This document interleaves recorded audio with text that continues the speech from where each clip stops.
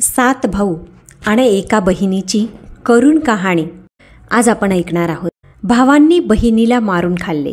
नमस्कार मित्रांनो, चॅनलवर नवीन असाल तर लाईक आणि सबस्क्राईब अवश्य करा. तसेच बेल आयकॉनसुद्धा प्रेस करा. चला तर मग बघूया सात भाऊ आणि एका बहिणीची कहाणी. खूप जुन्या काळातील गोष्ट आहे.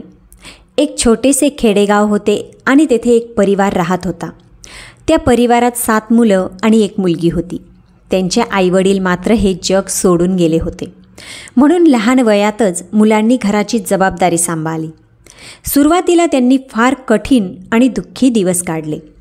पण जसजसे दिवस गेले त्यांनी स्वतःला सावरले आणि सगळे सुरळीत चालू लागले. आता आईवडिलांशिवाय जगण्याची त्यांनी सवय करून घेतली होती. हे त्यावेळची गोष्ट आहे जेव्हा पुरुषांचे काम होते जनावरांची शिकार करून आणणे आणि महिलांची कामं होती घर सांभाळणे तसेच मुलं सांभाळणे. त्या गावात हे 7 भाऊ आणि एक बहीण अगदी गोडी गुलाबीने राहत होते. दिवस उजाडताच 7ही भाऊ जंगलात शिकारीसाठी निघून जायचे आणि बहीण मात्र त्यांच्यासाठी जेवण बनवायची आणि घरातील इतर कामे करायची. भाऊ संध्याकाळपर्यंत मोठमोठे जनावरं तसेच पक्षींना मारून घेऊन यायचे आणि बहीण त्यांचे मांस अतिशय स्वादिष्ट बनवायची आणि सगळे मिळून त्या जेवणाचा आनंद घ्यायचे. असेच दिवस जात होते. एके दिवशी 7ही भाऊ जंगलात शिकार करण्यासाठी गेले. संध्याकाळ झाली होती आणि बहीण सगळ्यांसाठी जेवण बनवत होती. ती चाकूने भाजी कापत असताना तिचा बोट कापला आणि त्यातून रक्ताची धार लागली. बहिणीला वाटले, भावांनी जर माझा कापलेला बोट पाहिला तर त्यांना अतिशय दुःख होईल. म्हणून तिने विचार केला ही गोष्ट भावांपासून लपवून ठेवायची. ती बोट ओढणीला पुसायचा विचार करू लागली. पण तिला वाटले जर भावांनी बघितले तर त्यांना अतिशय दुःख होईल. म्हणून तिने तो रक्ताने माखलेला बोट भिंतीला पुसायचा विचार केला. पण तिला कळले की हे तर भावांना लगेचच दिसेल आणि ते मला विचारल्याशिवाय राहणार नाही. आता ती बोट पुसण्यासाठी घरात इकडे तिकडे फिरू लागली. पण तिला अशी एकही वस्तू दिसली नाही किंवा एक अशी जागा दिसली नाही की जिथे ती रक्ताचे डाग लपवू शकेल. आता तिने कापत असलेल्या त्या भाजीच्या पानांनाच ते रक्त पुसले. संध्याकाळी भाऊ जंगलातून घरी आले. बहिणीने भावांना जेवण वाढले. आज भावांना जेवण खूप जास्त स्वादिष्ट वाटले. 7ही भाऊ बोटे चाटून खाऊ लागले आणि भाऊ बहिणीची खूप प्रशंसा करू लागले आणि बहीणसुद्धा खूप आनंदी झाली. दिवसभराच्या थकव्यामुळे भाऊ लवकरच झोपून गेले. दुसऱ्या दिवशी सकाळी खाऊन पिऊन 7ही भाऊ जंगलाकडे शिकार करण्यासाठी निघाले. शिकार शोधून शोधून थकल्यावर एका झाडाखाली आराम करायला लागले.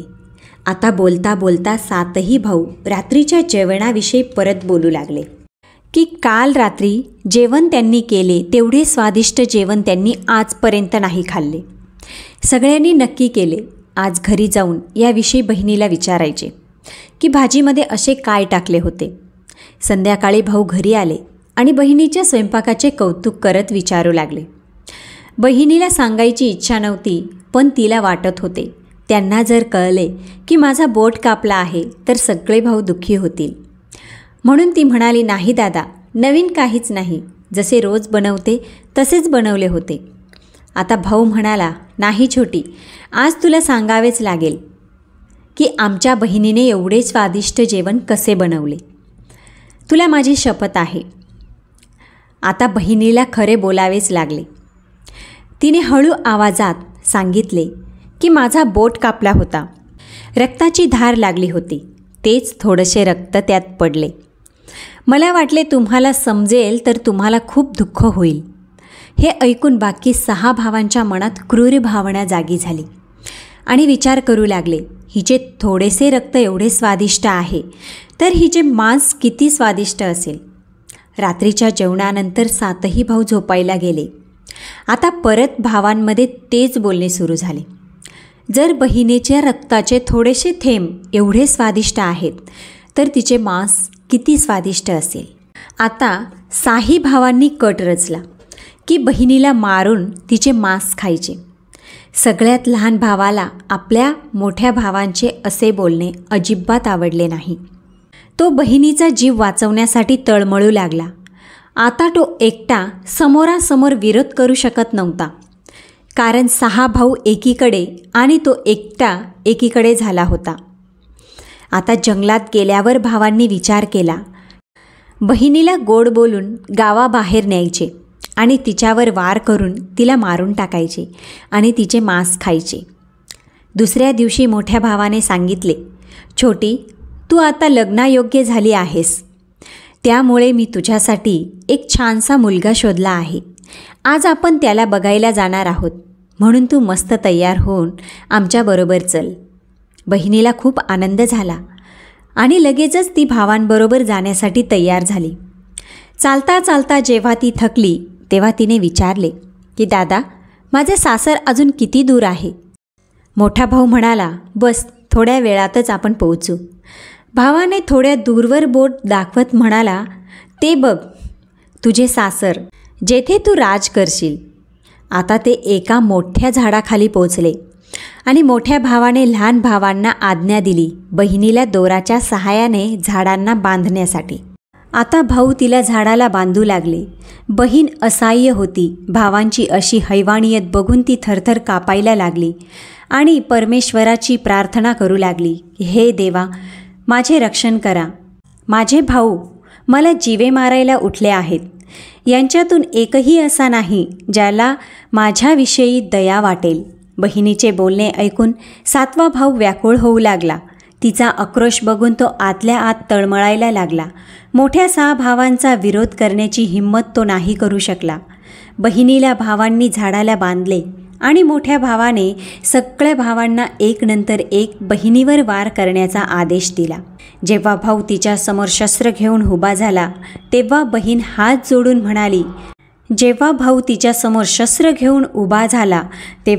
म्हणाली, मार भावा मार, तू माझ्या छातीला निशाणा करून बाण मार. तो बाण जंगलाकडे जाईल. भाऊ कठोर झाला होता. त्याने निशाणा लावून बाण मारला, पण त्याचा निशाणा अचूक असूनही आज चुकला. आता दुसरा भाऊ बाण मारायला उभा झाला. बहिणीने परत त्याच्यासमोर हात जोडून तेच शब्द म्हटले. त्याचा पण निशाणा चुकला. आता सगळ्या भावांनी एक नंतर एक बहिणीच्या छातीला निशाणा करून बाण मारले, पण सगळ्यांचा निशाणा चुकला. बहिणीने प्रत्येक वेळी तेच शब्द बोलले आणि 6ही भाऊ निशाणा लावण्यास असमर्थ ठरले. आता 7व्या भावाची वेळ होती. बाकीचे भाऊ म्हणाले, भाऊ, पूर्ण ताकदीने बाण मार आणि एका वारातच बहिणीला संपव. आता तुझा निशाणा चुकला तर तू जिवंत राहणार नाही. आम्ही सगळे तुला मारून टाकू. बहिणीने छोट्या भावाचा जीव धोक्यात असल्याचे बघून आपल्या भावाला वाचवून आपला जीव देण्याचा विचार केला. ती देवाला प्रार्थना करू लागली, हे देवा, माझ्या भावाचा तीर माझ्या छातीचा आरपार होऊ दे. ती परत दुःखी आवाजात म्हणू लागली, मार भावा मार. छातीला लक्ष करून, भावा छातीला लक्ष करून तुझा बाण माझ्या छातीत आरपार होवो. मार भावा छातीला लक्ष करून, भावा छातीला लक्ष करून. त्या भावाचा बाण सरळ बहिणीच्या काळजाला लागला. काही वेळ तरफडत राहिली आणि थोड्याच वेळात तिचे प्राणपाखरू उडून गेले. आपली क्रूर योजना सफळ झाली म्हणून 6ही भाऊ अतिशय आनंदी झाले. तिचे निष्प्राण शरीर भावांनी खाली उतरवले आणि 6 भावांनी मिळून तिचे तुकडे तुकडे केले. मोठ्या भावाने 7व्या लहान भावाला जंगलातून लाकडे आणि पाणी आणण्यास सांगितले. लहान भाऊ पाणी आणि लाकडांसोबत काही मासे आणि खेकडे घेऊन आला. तो मनात फार दुःखी होता, पण काय करणार. त्याचे बाकीचे 6 भाऊ मोठ्या आनंदात बहिणीचे मांस शिजवत होते, पण तो ते खाऊ शकला नसता आणि नाही खाल्ले तर भावांनी त्याला मारले असते. म्हणून बहिणीचे मांस शिजत होते त्याच अग्नीत त्याने मासे आणि खेकडे टाकले. भात आणि मासे तयार झाले होते. जमिनीवर झाडांची पाने टाकून जेवण वाढले गेले. लहान भावाने आपल्या बसण्याच्या जागी छोटेसे खड्डे खोदले होते. त्याच्या पाण्यात वाढलेले बहिणीचे मांस त्याने खड्ड्यात टाकले. बहिणीचे मांस त्याने हळूच त्या खड्ड्यात टाकले आणि मासे भात खायला सुरुवात केली. बाकी 6 भाऊ बहिणीचे मांस खाऊ लागले आणि छोटा भाऊ खेकडा खाऊ लागला. जेव्हा सगळ्यांनी बहिणीच्या शरीराचे स्वादिष्ट मांस खाऊन आपले पोट भरले, तेव्हा मोठ्या भावाने 6व्या भावाला सांगितले की उरलेले मांस सर्व फेकून दे. तेव्हा त्या भावाने उरलेले हाडके, नख, डोके सगळे एकत्र करून त्याच खड्ड्यात टाकून दिले आणि वरून माती टाकून दिली. त्या जागी काही दिवसांनी बांबूचे एक झाड उगले. हळूहळू तेथे बांबूच्या झाडांचा गुच्छा जमा झाला. आता तेथे कुठून तरी एक साधू आले. आता त्याच बांबूच्या झाडाच्या बाजूला जाऊन शौचास बसले.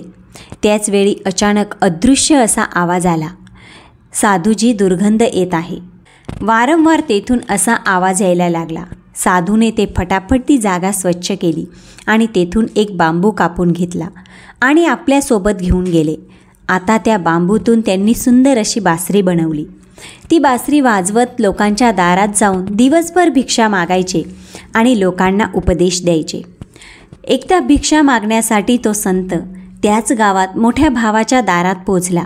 मोठ्या भावाच्या अंगणात पाय ठेवला तसे साधूच्या हातातली बासरी स्वतः बोलायला लागली, नका वाजू बासरी, हाच आहे दुश्मन मोठा. भावाच्या घरी नका वाजू बासरी, नाते गोते दया प्रेम सगळे सोडून नात्यावर यानेच डाव रचला. नका वाजू बासरी, हाच आहे मोठा दुश्मन. साधूच्या बासरीतून येणारा आवाज ऐकून मोठ्या भावाला घाम फुटला. त्याने आपल्या पत्नीला सांगितले, या साधूला पटकन भिक्षा दे आणि जाऊ दे. त्यानंतर अशा प्रकारे साधू एक नंतर एक 6 भावांच्या दारात गेले. प्रत्येकाच्या अंगणात पाय ठेवताच बासरीतून हाच आवाज येत. त्यांनीही पत्नीला सांगितले आणि भिक्षा देऊन पटकन साधूला जाण्यास सांगितले. आता त्यांना भीती वाटू लागली. साधूची ही बासरी अशीच बोलत राहिली तर त्यांचा गुन्हा उघडा पडेल की त्यांनीच बहिणीचा खून केला आहे. आता तो साधू 7व्या भावाच्या दारात पोचला, जो अजून कुवारा होता. आता साधू त्याच्या अंगणात जाताच बासरी बोलायला लागली, वाज ग बासरी, माझ्या छोट्या भावाच्या घरी मनातली गोष्ट मनात ठेवून लपवून ठेवले आहे अंतःकरणात. वाज ग बासरी वाज, माझ्या छोट्या भावाच्या घरी मनातली गोष्ट मनात ठेवून लपवून ठेवले आहे अंतःकरणात. वाज ग बासरी वाज, हेच आहे माझ्या प्रेमळ भावाचे घर. साधूच्या बासरीतून असे गीत ऐकून लहान भावाने साधूला मोठ्या सन्मानपूर्वक आपल्या घरात बसायला सांगितले. त्यांना खाऊ पिऊ घालून त्यांचा सत्कार केला. त्यानंतर बासरीविषयी चर्चा करू लागले. साधू बासरीची पूर्ण कहाणी छोट्या भावाला सांगू लागले की त्याने कशी बासरी बांबूच्या झाडापासून बनवली, कशी आकाशवाणी झाली. छोट्या भावाने साधूजवळ बासरी मागितली. साधूने लगेच ती त्याला देऊन टाकली. आता छोट्या भावाने बासरी आपल्या पलंगाजवळ डोक्याच्या भागाला अगदी धूप दीप लावून सन्मानपूर्वक ठेवली. थोड्या दिवसात लहान भावाच्या घरात बदल दिसायला लागले. जेव्हा तो कामावरून घरी परत यायचा तेव्हा संपूर्ण घर अगदी स्वच्छ आणि सुंदर त्याला दिसायचे. आता दररोज त्याला असेच दिसू लागले. तेव्हा त्याने आपल्या वहिनींना विचारले की मी घरी नसताना तुम्ही माझ्या घराची सफाई करता का? सगळ्या वहिनींनी उत्तर दिले, आम्हाला आमच्या कामातून वेळ मिळत नाही, तुझे घर कुठून स्वच्छ करू? छोट्या भावाने नक्की केले, आज तो लपून बघेल की घराची सफाई कोण करते. आज तो घराच्या एका कोपऱ्यात लपून बसला. घर अगदी शांत आणि सुमसाम झाले. तेव्हा तेथे बासरी ठेवली होती. तेथून त्याच्या बहिणीसारखी दिसणारी मुलगी बाहेर आली. तिने घरचे सगळे काम केले आणि परत त्याच बासरीत जाऊन समाविष्ट झाली. लहान भावाने हे सगळे बघितले तर त्याला आपल्या डोळ्यांवर विश्वास होत नव्हता. मग त्याने ही गोष्ट आपल्या मोठ्या वहिनीला सांगितली. तिने दिराला समजावले, जशी बासरीतून मुलगी बाहेर येईल तशी बासरी जाळून टाक आणि त्यावर तुळशी दल शिंपड, मग बघू काय होते. त्याने मोठ्या वहिनीने सांगितल्याप्रमाणे केले. त्याने मुलगी बाहेर येताच बासरी आगीत टाकली आणि मुलीवर तुळशी दल शिंपडले. तुळशी दलाच्या स्पर्शामुळे ती मानवी रूपात आली. भावाने बघितले ही तर त्याची बहीण आहे. त्याने आपल्या बहिणीला मिठी मारली आणि दोघे भाऊ बहीण अतिशय प्रेमाने राहू लागले. सुखात जीवन व्यतीत करू लागले. मित्रांनो, आपल्याला ह्या कहाणीतून हीच शिकवण मिळते की निस्वार्थ प्रेमाने नाते टिकून राहते. ज्या नात्यामध्ये स्वार्थ आहे ते नाते कधीही टिकत नाही. व्हिडिओ आवडला असेल तर एक लाईक अवश्य करा आणि कॉमेंटमध्ये ओम नमः शिवाय लिहायला अजिबात विसरू नका.